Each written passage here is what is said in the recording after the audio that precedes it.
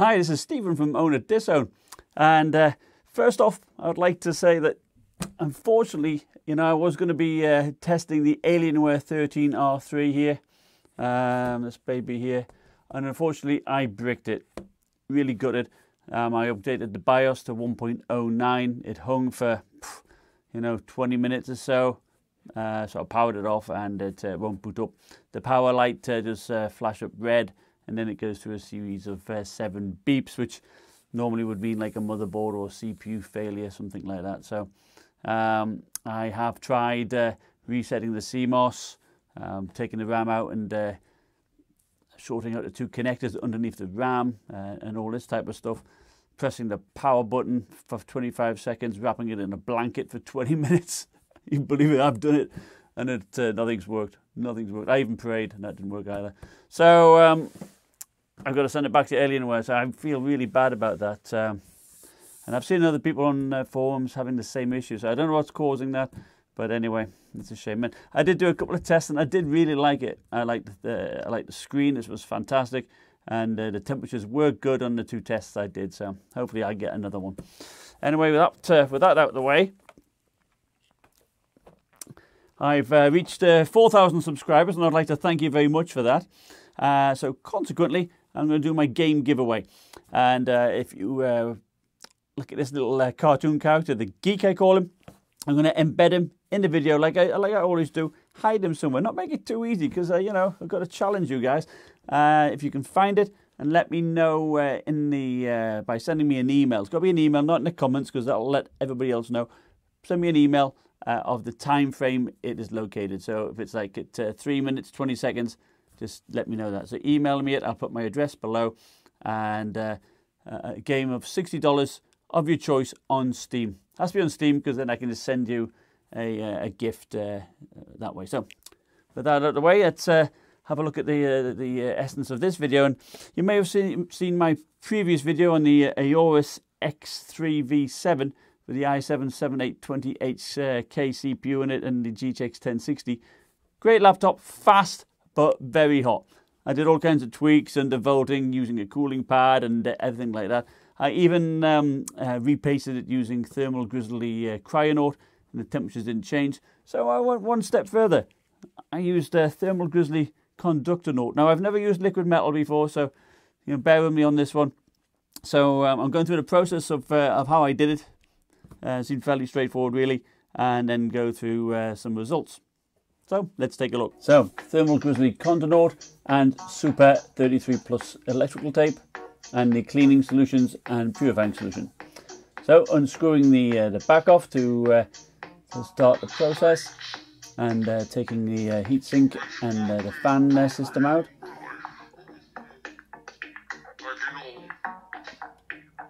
And laying that to one side.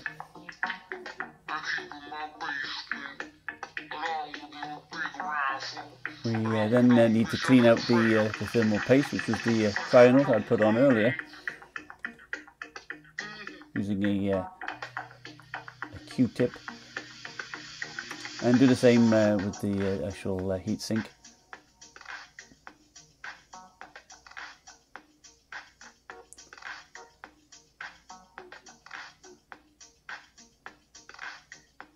And once you've done that, using the purifying solution, apply it to both the GPU and the CPU, and as well as the heatsink. Next, I cut the 33 Plus electrical tape and put it around the heat spreader on the CPU and the GPU. This was advice by iUnlock. If you look at his reviews on Notebook Review, he suggested to do this, and I'm glad he did, because it certainly helps prevent any shorting out with the liquid metal when you apply it. So then I just clean up the area, and now it's time to put on the Conductonaut.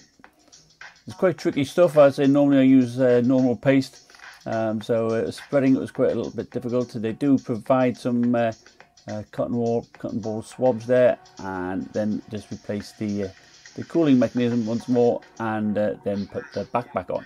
That seemed fairly painless. So let's see what effect we had on the temperatures. Battlefield 1 stock clocks, undervolting by 0.09 volts using the turbofan.